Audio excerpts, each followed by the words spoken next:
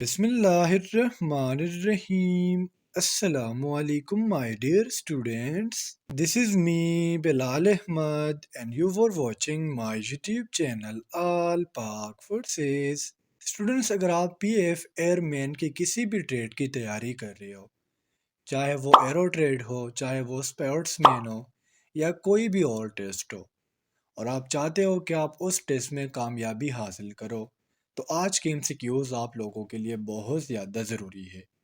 आज की वीडियो में मैं आप लोगों के साथ 15 ऐसे most repeated and most important MCQs discuss करूँगा जो आपके एग्जामिनेशन पॉइंट ऑफ व्यू से बहुत ज़्यादा ज़रूरी है।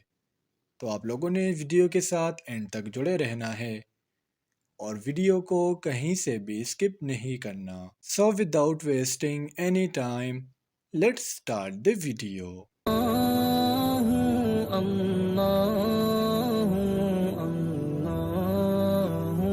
हमारा फर्स्ट एमसीक्यूज है, what type of energy does an object possesses due it's motion.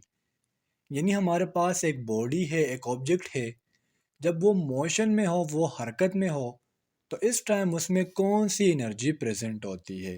First of all students, अगर हम एनर्जी की डेफिनेशन की बात करें, so the ability to do work is called energy. अब अगर एक बॉडी मोशन में है, चाहे वो वॉकिंग हो, चाहे वो फुटबॉल खेलना हो, यानी बॉडी का किसी भी मोशन को हम काइनेटिक एनर्जी कहते हैं। यानी किसी बॉडी में उसकी एनर्जी उसकी मोशन की वजह से होना, इसे हम काइनेटिक एनर्जी कहते हैं। काइनेटिक एनर्जी हमारे पास बराबर है 1/2 mv², या इसे हम हाफ mv² भी कहते हैं, जिसमें m मास को, v वेलोसिटी को और e एनर्जी को शो करता है। इस तरह स्टूडेंट्स, एक एमसीक्यूज हमारे पास होता है पोटेंशियल एनर्जी का। ये दो ऐसे एमसीक्यूज है जो हर एग्जाम्स में आते होते हैं। पोटेंशियल एनर्जी हमारे पास ऐसी एनर्जी होती है जो किसी ऑब्जेक्ट के या किसी बॉडी की पोजीशन की वजह से होती है। जितनी एक बॉडी की पोजीशन ऊपर होंगी, जितनी एक बॉडी की पोजीशन हाई होंगी, उतनी पोटेंशियल एनर्जी ज़्यादा होगी। पोटेंशियल एनर्जी को हम डिनोट करते हैं पीई से, और इसका हमारे पास जो फॉर्मूला है वो है mgh, जिसमें m मास को शो कर रहा है in term of kilograms, G show कर रहा है ग्रेविटी को, और एच हमारे पास हाइट को रिप्रेजेंट करता है। क्यूज नंबर 2 है हमारा, which law states that the total energy of A system remain constant. आपने लॉ ऑफ थर्मोडायनामिक्स को पढ़ा होगा। थर्मोडायनामिक्स हम कहते हैं एनर्जी चेंजेस को या एनर्जी इन मोशन को। सो इधर इसका हमारे पास जो करेक्ट ऑप्शन है वो है law of conservation of energy. Basically हमारे पास थर्मोडायनामिक्स के टू लॉज है, first law of thermodynamics and second law of thermodynamics. जिसमें हमारे पास जो फर्स्ट लॉ ऑफ थर्मोडायनामिक्स है, इसे हम law of conservation of energy कहते हैं। इसका स्टेटमेंट हमारे पास ये है, energy can neither be created nor be destroyed, but it can transform from one body to another body. जिस तरह आप इस डायग्राम में मुलाहिजा कर सकते हो, ये हमारे पास 3 बॉडीज है।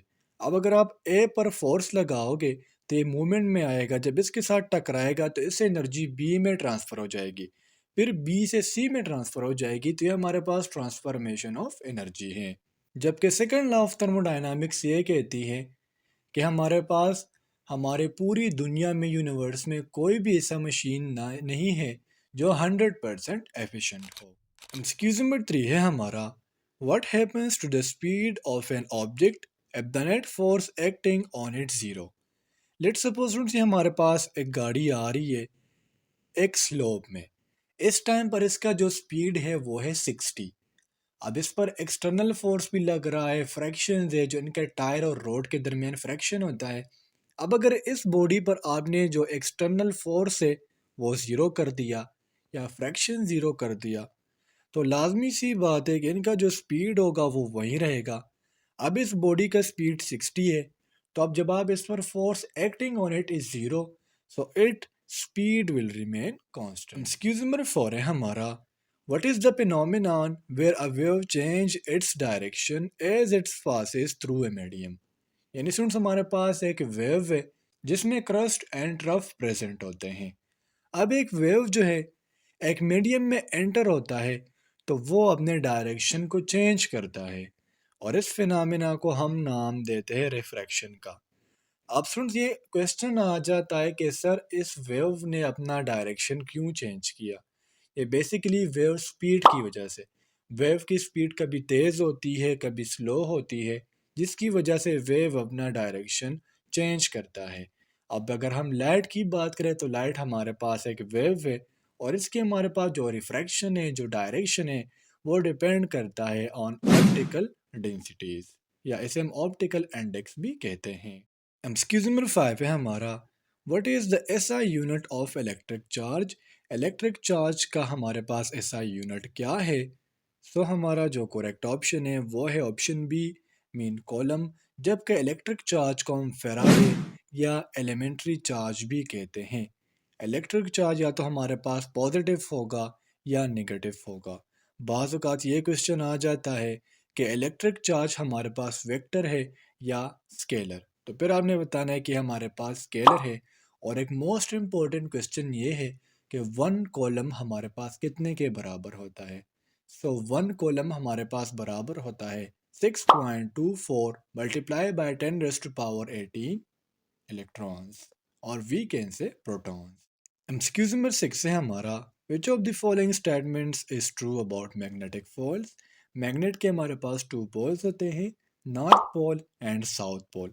अब इसमें हमारे पास जो इसका करेक्ट स्टेटमेंट है वो है ऑप्शन बी, यानी एक जैसे पोल्स नॉर्थ नॉर्थ को जब आप इकट्ठा करोगे तो वो एक दूसरे को रिपेल करता है, जबकि अगर नॉर्थ और साउथ को आप एक दूसरे के सामने रखोगे तो वो एक दूसरे को अट्रैक्ट करते हैं। एक्सक्यूज नंबर 7 है हमारा, in which state of the matter do particles have the most energy and are far apart? Energy के हमारे पास जनरली थ्री स्टेट्स होते हैं, सॉलिड लिक्विड एंड गैस। जबकि बाज़ बुक्स के मुताबिक जो चौथा स्टेट है वो हमारे पास है प्लाज्मा। अब गिवन ऑप्शन में हमारे पास जो करेक्ट ऑप्शन है वो है गैस। गैस के पार्टिकल्स हमारे पास इंतहाई दूर होते हैं एक दूसरे से, जिसकी वजह से इनकी मॉलिक्यूल्स को मूवमेंट का एक स्पेस मिल जाता है और इसकी वजह से इनमें ज़्यादा एनर्जी पाई जाती है। गैस मॉलिक्यूल्स में हमारे पास जो एनर्जी है वो है काइनेटिक एनर्जी, चूंकि मोशन हो रहा है ना तो उसकी वजह से एनर्जी कौन सी होगी, काइनेटिक एनर्जी। एक्सक्यूज नंबर 8 है हमारा, what is the law that relates the pressure and volume of a gas at constant temperature. आपने बॉयल्स लॉ और चार्ल्स लॉ के बारे में सुना होगा, जो अबाउट द गैस यानी गैस के एक्सपेंशन के बारे में, गैस के प्रेशर के बारे में, गैस के वॉल्यूम के बारे में और गैस के टेम्परेचर के बारे में। बॉयल्स लॉ सिंपली कहती क्या है, बॉयल्स लॉ ये कहती हैं कि हमारे पास अगर टेम्परेचर कांस्टेंट हो तो प्रेशर और वॉल्यूम एक दूसरे के इन्वर्सली प्रोपोर्शनल है।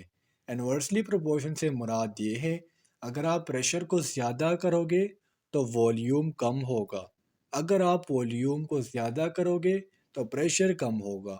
लेकिन इसमें एक चीज़ ये है कि आपने टेम्परेचर को कांस्टेंट रखना होगा। इस तरह अगर ये जो स्टेटमेंट है ये बॉयल्स लॉ का है, ठीक है। इस तरह चार्ल्स लॉ की अगर हम बात करें तो चार्ल्स लॉ में हमारे पास जो कांस्टेंट फैक्टर है वो है प्रेशर। चार्ल्स लॉ कहती है कि एक आइडियल गैस हमारे पास डायरेक्टली प्रोपोर्शनल होता है टेम्परेचर के, और इसमें हमारे पास प्रेशर कांस्टेंट होगा। तो बॉयल्स लॉ में कांस्टेंट क्या है, टेम्परेचर। चार्ल्स लॉ में कांस्टेंट क्या है, वो है प्रेशर। एक्सक्यूज नंबर 9 है हमारा, which colour the has longest wavelength in the visible spectrum. सुनते अगर हम विजिबल स्पेक्ट्रम को देखें, एक हमारे पास होता है अल्ट्रा वायलेट, इंफ्रारेड, और इसके बीच में हमारे पास होता है विजिबल स्पेक्ट्रम। विजिबल स्पेक्ट्रम में स्टूडेंट्स हमारे पास जो रेड लाइट है इसका वेवलेंथ जो है वो सबसे ज़्यादा होता है, इसलिए फोटोसिंथेसिस में भी बहुत ज़्यादा इंपॉर्टेंट रोल प्ले करता है। एक्सक्यूज नंबर 10 है हमारा, what is the SI unit of length. Student जितने भी सिस्टम इंटरनेशनल में यूनिट्स है ये आपने लाजमी याद करने हैं, बहुत ज़्यादा पेपर में रिपीट होते हैं। लेंथ का हमारे पास जो एसआई यूनिट है वो हमारे पास है मीटर, जबकि इसका सिंबल हमारे पास है एम। एक्सक्यूज नंबर 11 है हमारा, what is the SI unit of mass. System international में मैस का हमारे पास जो है एसआई यूनिट क्या है। सो हमारा जो करेक्ट ऑप्शन है वो है ऑप्शन बी, मीन किलोग्राम। और इसका हमारे पास जो सिंबल है वो है केजी। एक्सक्यूज नंबर 12 है हमारा, what is the SI unit of time? System international में टाइम का यूनिट क्या है? सो हमारा जो करेक्ट ऑप्शन है वो है ऑप्शन डी, मीन सेकेंड, जबकि इसे हम डिनोट करते हैं एस से। एक्सक्यूज नंबर 13 है हमारा, what is the SI unit of work? System international में वर्क का यूनिट क्या है? सो हमारा जो करेक्ट ऑप्शन है वो है ऑप्शन डी, मीन जाउल, जबकि एनर्जी का भी जो यूनिट है वो भी जाउल है और इसे हम रिप्रेजेंट करते हैं जैसे। एक्सक्यूज नंबर 14 है हमारा, what is the SI unit of electric current? एक हमने डिस्कस किया था एमसीक्यूज नंबर 5 में इलेक्ट्रिक चार्ज जो था कॉलम, और एक हमारे पास है इलेक्ट्रिक करंट जिसका एसआई यूनिट हमारे पास है एम्पेयर, और इसे हम डिनोट करते हैं ए से। एक्सक्यूज नंबर 15 है हमारा, what is the SI unit of temperature? Temperature का हमारे पास एसआई यूनिट क्या है? सो हमारा जो करेक्ट ऑप्शन है वो है ऑप्शन ए, केल्विन, और इसे हम रिप्रेजेंट करते हैं के से। तो स्टूडेंट्स, ये थे आज के हमारे फिजिक्स के एमसीक्यूज। उम्मीद करता हूँ आपको तमाम एमसीक्यूज क्लियर हुए होंगे, और अगर फिर भी आप लोगों को कोई भी कन्फ्यूजन हो, कोई भी डाउट हो, तो आप लोग मुझसे कमेंट सेक्शन में पूछ सकते हो। इंशाल्लाह अगली वीडियो में मिलते हैं। तब तक के लिए मुझे इजाज़त दीजिए। मुझे अपनी दुआओं में याद रखिए। अल्लाह हाफिज़।